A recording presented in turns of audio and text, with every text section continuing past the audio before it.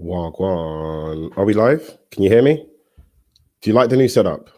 This is not kind of be here always. I'm going to kind of change the backdrop. But yeah, we're back for a long overdue Sports Zone. Shouts out to everybody who has supported the channel and who's liking and sharing the vids. And big up to all the new viewers, potential subscribers. If you like the content, I would truly appreciate that. But moving forward, a lot has happened in the world of football. And I've been... See, the thing is, I'm not really a reactionary. So when the news broke out about this Super League, I reckon I should just address this first. It was I saw it coming. Obviously, I knew that this was in the pipeline.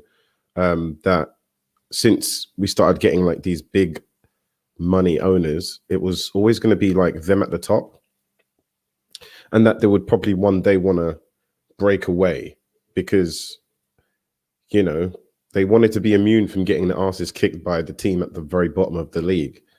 They wanted to ensure that they continuously had millions of pounds to just keep producing teams that were unbeatable. And essentially, it's like an all-stars thing. If you've ever played FIFA or Ultimate Team, something like that, you just get the best and you keep them all in one place, and then it keeps your club getting more money. And that all came at the cost of the fans, which why I titled the Sports Zone. The fans are everything. And the smaller grassroots, like your Brentfords and your Bournemouths, and, you know, there's many a story. I mean, you can't even discount Leicester. West Ham season this season has been a mazzoline.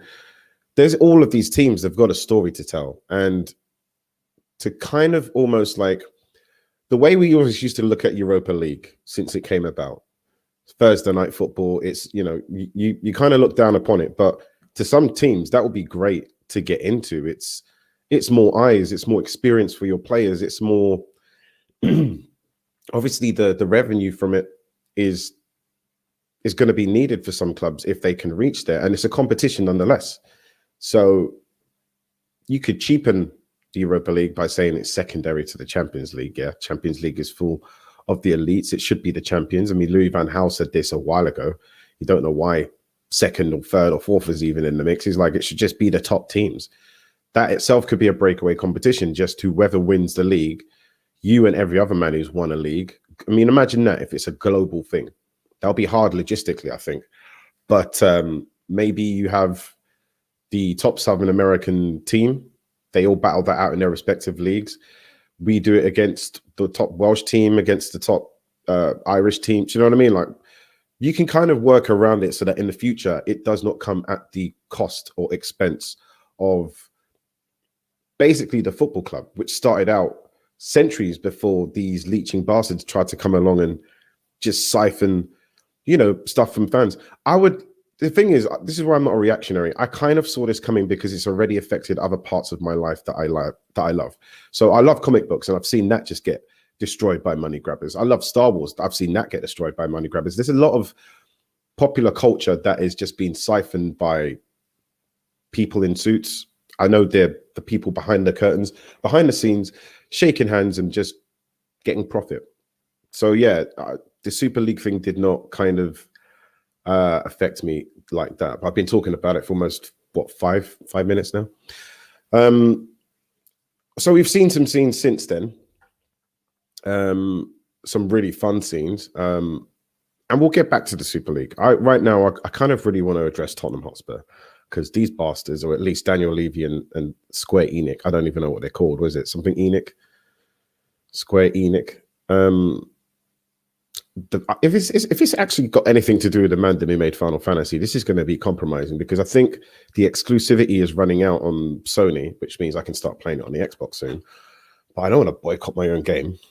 But which is what us as fans are going to have to start doing now. We're going to have to start patterning up other ways and means of appreciating our art without giving money to these bastards. So anyway, we'll come back to the Super League and the scandal, the non-scandal, because it was a non-star. All the teams pulled out. It's like you're on your first date, or sorry, a one-night stand, and the girl yells that she wants to get pregnant. And you then start realizing you let her put the condom on and she's got 10-inch nails. Yeah, their man started pulling out.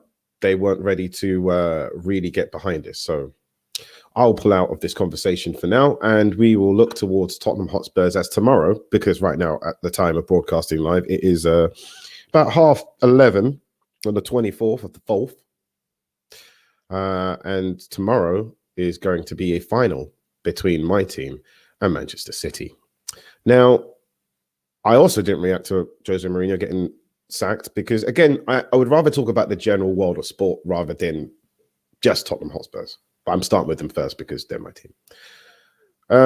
They don't stand a chance on paper or into most people's eyes. I don't know if you've seen the betting odds on bookies. They are the outsiders, especially since they sacked their manager 6 days prior to the actual final.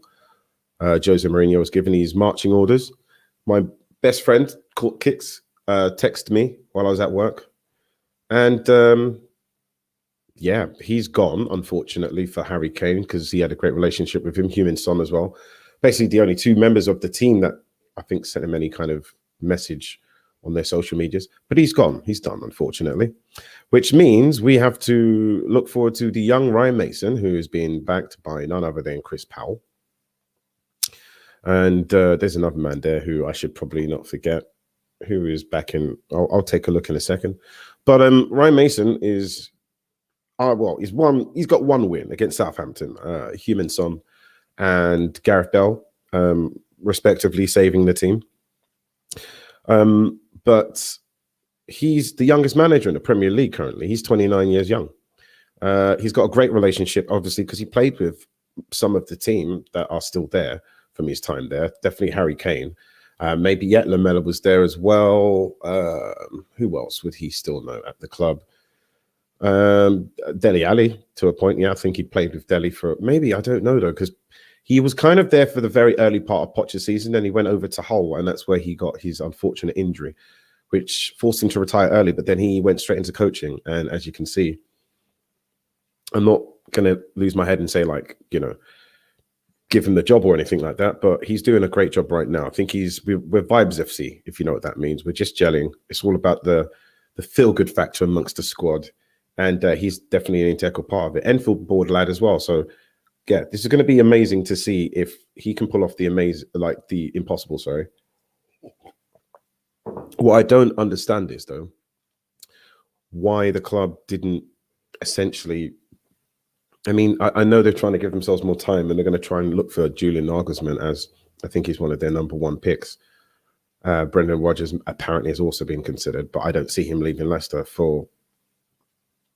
Got to throw some cheddar at that guy. I'm just saying, he's got a great project going on. Why would he leave it? I would even put in an outsider's chance. Like my fourth choice would be Ralph Hasenhüttl. But I think even with Southampton, his teams have pulled off amazing things. He's definitely a good coach. But that's the thing. Do we need a coach or do we need a manager? Because we hired a manager last time. But again, it's just a title. He does not actually get to choose the players in which he brings in. I don't think Gareth Bale was his choice. I don't think Vinicius was. Maybe actually, no, he wanted Vinicius, but he's not playing him, which is crazy. But anyway, he's gone. And Ryan Mason is here. And this is his second press conference, I believe, or maybe his first as a Spurs interim manager. And obviously, the question is the occasion. How does he feel? How's he going to take it in? And I love his answer. That's why I'm going to quickly play it now. Yeah, it means a hell of a lot. Obviously, I've not really thought about it a great deal in that sense because I've actually been preparing for the game. But I've said all along, this isn't so much about me. This is about the football club. It's about Tottenham Hotspur being involved in these big matches, our fans getting to see us in these big matches, and my mind, my focus is fully on the match. And maybe one day once the season's done and I can rest and get some time to think, then I'll look back on it and be very proud. Yeah, what shape is the squad in then going into a game like this against? I think we'll stop it there. I mean, they're going to ask him some, quite frankly, I hate press conferences because a lot of the time they chat a lot of shit. They just ask stupid questions. But Ryan Mason there definitely vindicated himself with a great answer. It's not about him. It's about the team. And it's about the fans. We have suffered. We've suffered for a long time. I mean, let's put it out there. We're like Everton, but Everton can at least boast a little bit more in terms of silverware. I know it's been a long time for them as well, but they're in a good place. They're where Jesus wants them to be, clawing up there. They should be about where they're at, in it, like around 6th, 7th. But yeah, they can overachieve. West Ham are overachieving. We're underachieving. That's clear, because with the squad that we've got, there seems to be something wrong with it, and we should be doing better than what we are. And going into this final, I just don't have that much hope. The smart thing to do is to, well, I think there's another YouTuber out there. I definitely know you guys know him. He's Tapping Tobes, because he's on the Big Six show and others, including his own channel. Shouts out to Tobe, subscribe to him. He basically put 50 quid on Spurs to lose because he thought it was a win-win situation. And I've done ACCAs before and Spurs have crashed them. And I've always been upset because, you know, just my team lost and it destroyed my chances of winning money. I'm not going to bet against them, though. That's just, it's cold-hearted. I'm a fan. And I would rather my money goes to one of the many Spurs charities that they do for the community rather than in a bookie's pocket. But yeah, the idea is that I'm going to take that money that I probably would have put on Spurs to win, maybe 50 quid. I'd need to see what that translates to. I'd do it for a couple of bob, definitely. And I will do it to a Spurs charity in the wonderful community where I grew up, which is Tottenham. So yeah, there's a lot of things to be hopeful for anyway in sports if you're a fan. Which brings me now to the situation going on in the Americas. Unfortunately, we've got a huge injury to LeBron James, which is basically making their season a mazzoline. The Lakers, I'm not going to say they suck, but they've not been producing the points that they needed to. But maybe they can, I don't know. I don't know if they can hang on because the Clippers right now are doing a business as well. From what I can understand, they rightfully so got beaten by the Jazz, but only narrowly, but the Jazz was always in it. And did they beat the Jazz in the first? Yeah, they did. Celtics crushed them, which I saw that happening. Barely beat the Hornets. They lost to the Knicks. That was it. That was the moment where I realized things were going bad. But anyway, I want LeBron James to be healthy, but I think his season's ended. And I don't know how crazy packed their season was, but I remember, I think in one stream, somebody said that they were trying to play like, was it 5 games in 6 days or 3 games in 6 days or something crazy like that? I don't know, man, but it seems like sport is it's intense for the athletes, especially when certain interests force them to play so many games. I've seen it with like football.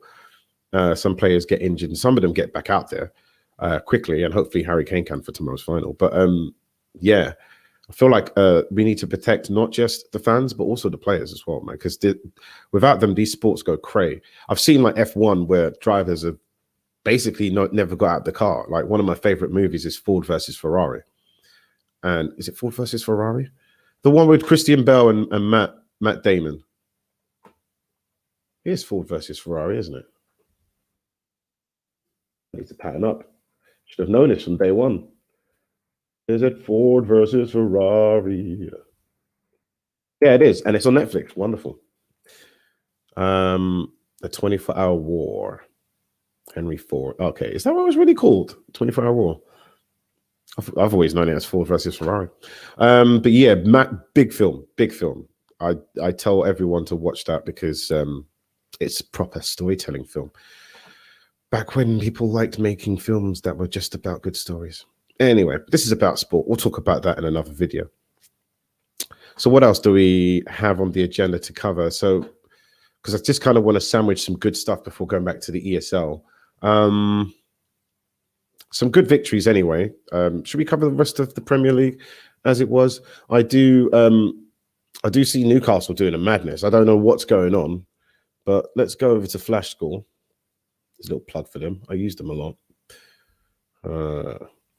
No longer doing ACCAs. I just realized these guys don't care about me trying to buy my mum a house. So guaranteed, I would say, is Watford anyway. Congratulations. And to Norwich. You guys are coming back up into the Premier League. Brentford still got a bit of a fight on their hands. They're only a point ahead, and they've still got Swansea, Barnsley, and Bournemouth breathing down their necks with an outside chance, potentially mathematically could Reading get in there? No, I think is it 44 games they play, isn't it? Because there's 20. Oh, there's 24 24 in the league. Jesus Christ! I don't know how many fixtures are left. Let me quickly take a look at these. But it looks like mathematically, some of these other mans can make a late push for the playoffs. Yeah, so we've only got one more. It's up to round 46. Okay, is that correct? Round 26, round 46. I'm getting lost in the source, guys. I'm getting confused with these fixtures in the championship. Could someone tell me out there how many games is left? But yeah, it looks like Brentford have to pattern up and basically win every single game to. Well, no, it's only the first two, isn't it? That last one still goes in the playoffs. Or is it? Yeah, I think it is. Only 3 teams come up. So Brentford, mate, oof, they blew their chance. They're gonna have to try and do it now through the playoffs. And you see, Swansea are going to be up in the mix as well.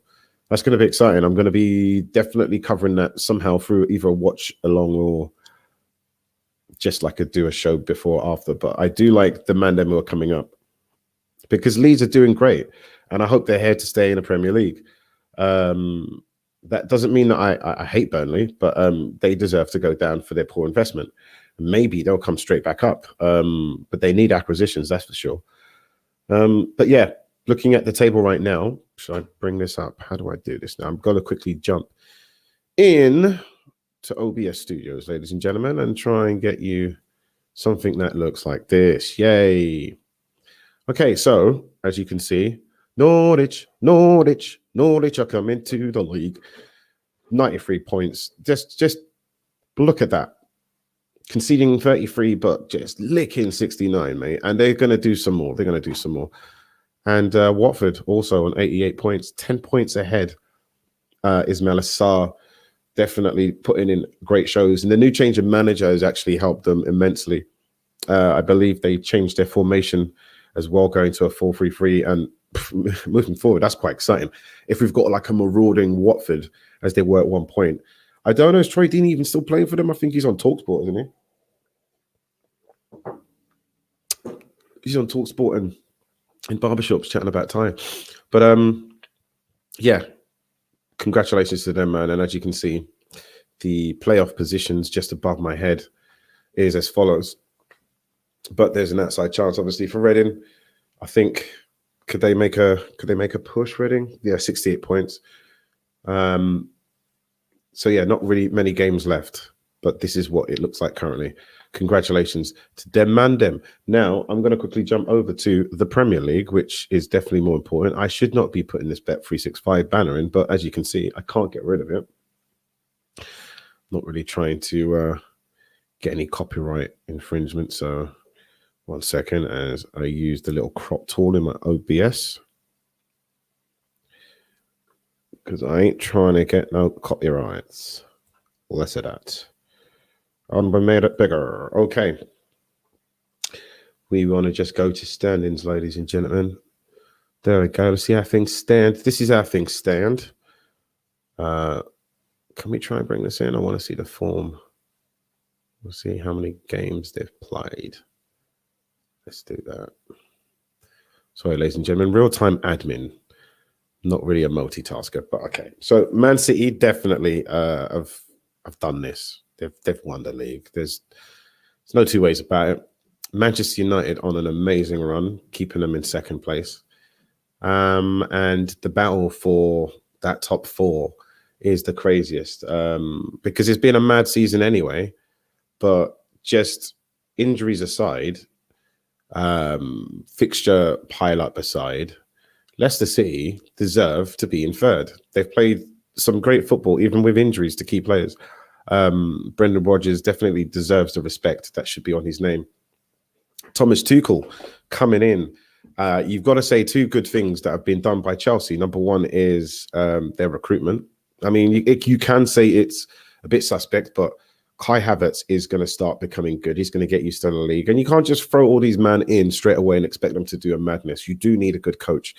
And Frank Lampard was definitely too early in his career, I think, that into his tenure to have a job that big. But Chelsea pulled the plug and changed manager again, just like Watford. And that's a key movement. Us changing our 6 days before final, you could admit it's only because Daniel Levy was just too much in love with himself and Jose Mourinho and this little fantasy he had of them guys lifting silverware for Spurs and becoming heroes. We'll get back to that anyway. I'm not really going to talk about Spurs for now, but we are in that little fight. And a fight it is. We're going to have to basically win every single game from this point forward. And right now, we like a little draw over in Tottenham, so I don't really see that happening. Liverpool definitely have more of a chance with only a point ahead of us, and 2 points ahead of them is bloody West Ham in 5th. So, you know, Chelsea drawing today. Did they draw? No, they got one. It was a 1-0 thriller from, was it 1-0? Wait, let's quickly take a look. Chelsea won, isn't it? 1-0 against West Ham, yeah. Unlucky for West Ham as well. They got a card for what's his name? Is it Valbuena? Either way, what's his name?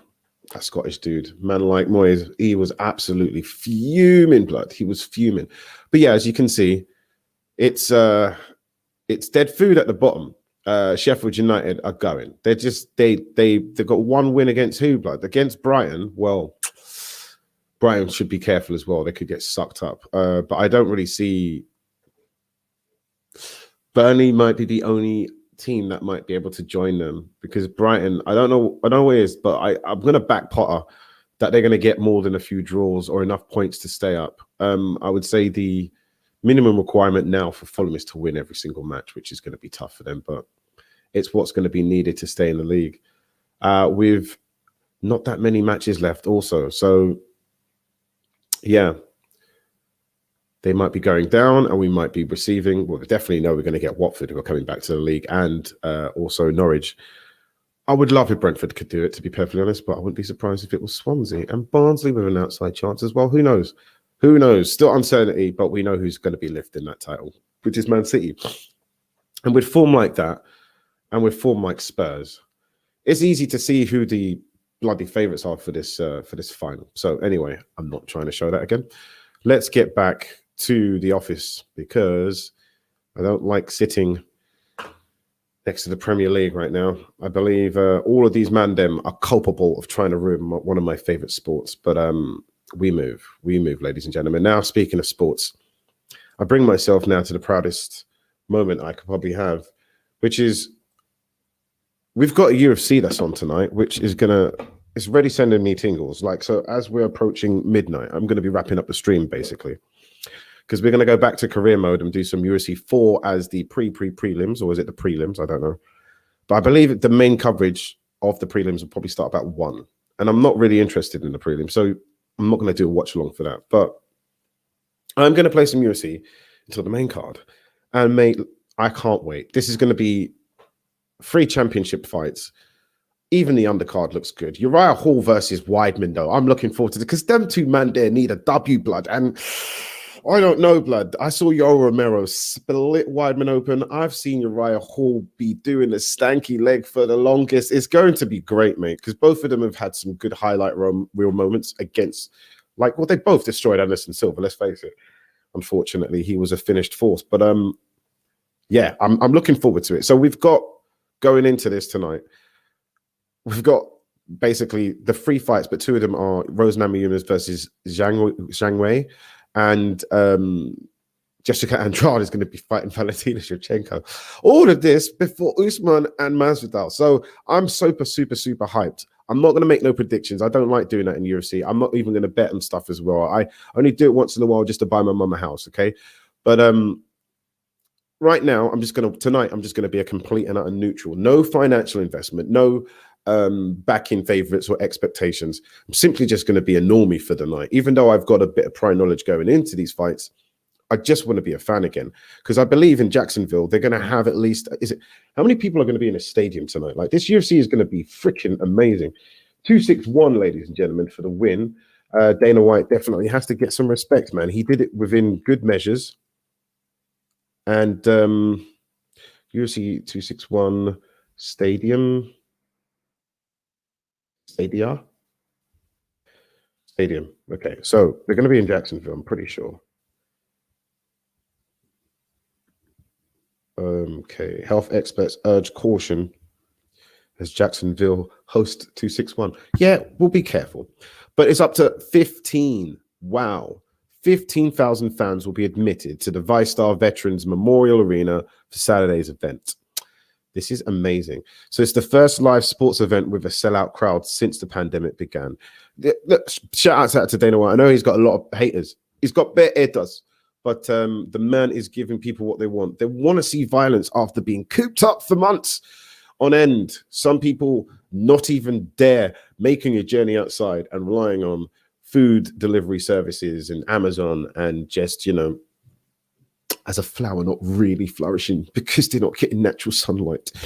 But yeah, a lot of people want entertainment. And right now, the best live entertainment, other than the channel, of course, and there are other great YouTube channels, please keep that viewership up because we love you here. We really appreciate you guys. But people want to see a good fight as well. And between WrestleMania, which was only, like a few weeks ago, now you've got another great card coming up. I couldn't be happier. And I've got no work this weekend. So honestly, I'm a kid in candy store. I'm going to start eating until my teeth fall out. I'm English, so that's the kind of thing I'm supposed to do, apparently, is lose my teeth. Then maybe I can get a role in Broadway on Oliver Twist.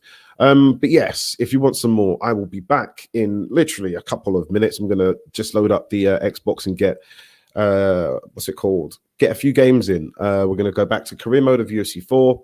Might even do a bit of COD, I don't know. But we're going to play some games. I'm going to get a quick snack or two in. We'll be back in a little bit. And yeah, ladies and gentlemen, if you aren't doing anything, stay up. Stay with us. Or keep tuned via subscription and hitting the notification bell next time I go live, which will be very, very, very, very soon. But until then, thank you so much for tuning in for a very long overdue Sports Zone. I'll be having to do more of these, but I don't know. I don't want to do them in a live format. I'm trying to do a way of doing it on the move as well, just more compact things. And obviously, the reason why there's been so much gaps between my videos as of late is because of the logistical nightmare that's currently going on behind the scenes in my life, which I don't know if you guys really want to see that, but it might turn into a bog. I probably should start focusing on stuff like that soon anyway. But I'm trying to improve the channel day by day and minute by minute, week by week, second by second. The more guys who tune in, the more guys who support, I really do appreciate you. And if you haven't already, please subscribe to the channel, like and share and all of that good stuff. But until I am back with another Sports Zone, I will see you, man, them on the career mode of UFC. We're going to get violent before we watch some violence tonight. So without further ado, I'm trying to quickly find my little buttons because it's gone missing. There we go. Without further ado, ladies and gentlemen, I will see you in a bit. Peace and love.